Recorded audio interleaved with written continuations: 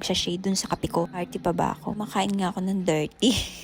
Charot. Ay nako, mapapa-thank you Lord ka na lang talaga. Ay, salamat Lord. At ito na nga mga gagawin ko for today. Itong araw talaga na to is overtime ko. Overtime o part-time? Ay, ewan. Ang tawag nila. Dito nga pala ang hand gesture ko araw-araw. May isa pa nga akong routine kapag maaga ako. May time tumunga nga ang perso. Ang pwestong gustong-gusto ko dito sa factory. Sa part na to, may bintana. May sikat ng gusto araw. Gusto talaga yung natatamaan yung balat ko. Ang nasa isip ko dito na walang stress to. Hindi ako masyado mapag. Hindi niisip yung mga plano sa para magkaroon tayo ng pagsikap. Ano daw? At dadako na nga tayo sa kung ano talaga trabaho ko dito sa South Korea. Ako ay isa computer embroidery operator. Pero parang iba na nga eh. Eh paano ba naman? Lang kamatayang gupitin ang ginagawa namin. Ito rin naman yung mga finished product ng mga gawa namin dito. Dahil nga sa kakagupit, sakit sa kamay. Pero alam niyo yung nakakatuwa. Or ang maganda, hindi nakakainit. Parang ang bilis ng oras. Kasi parang nababaling yung oras mo dito sa gupit. Masakit. Oo. Lalo na yung sa pagtayo. Pero aangal pa ba? Irereklamo pa ba? Itong nagpapasahod sa akin. Kaya more gupitin pa, sadyang ni. At ito na nga, ipapakita ko sa inyo yung mga ginupit ng panggabi. Ito, kasi morning and evening ang trabaho namin dito. Kumbaga, may mga karelyebo.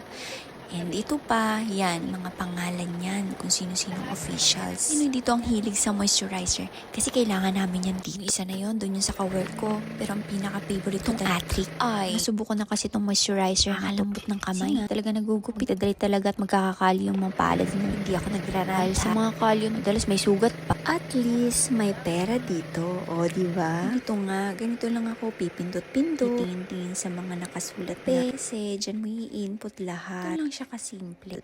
Dot. Pag na-input na, edit mo na, andan ng makina. Ganun lang yung kasimple ang trabaho din. Baga, computer kasi siya. Hindi ka na magmamanong embroid. Alam mo ba, matagal nga ako nag-aaral niya. Abot ako ng tao. Kasi iba-ibang klase ang machine. Sa'yo na nga dahil walang amo. Pwede tayo maging kiti-kiti. Tara! At ito talagang papagod sa'yo. Yung mapuputo ng sinulid. Susulot mo sa karat. Tatas-tas ka. Minsan, yung babin sa ilalim o yung sinulid sa ilalim. Pupulupot. Hindi siya magkukonek sa sinulid sa taas. Sa buhay nga, hindi laging perfect. Hindi laging smooth. May mga trials and error. Kaya dapat mahabang pasensya. Kasi magsusulot ka pa ng sinulid sa karat. Pati ba naman ito ikikwento pa? At oo, dalawang klaseng machine ang hawak ko dito. Hindi naman nalalayo ang setup nito. Ay, pero sa iba siguro, oo. Pero dahil sa iba-ibang klase na yung nasubukan kong machine at lagi akong may memorize ko na kung paano siya gamitin. At sa trabahong to, masasabi mo, wala ka talagang tiyaga. Siyempre, wala kang pera. Ito na nga dahil gumana na yung dalawang machine. Siyempre, nakamatayang jupitin ulit. Na-start mo na yan, okay na. Pag napat, dun mo lang siya pupunta. O, diva, kasimple ang trabaho. Kung walang pagod, walang pera. O, hala siya na. Okay, magtatrabaho.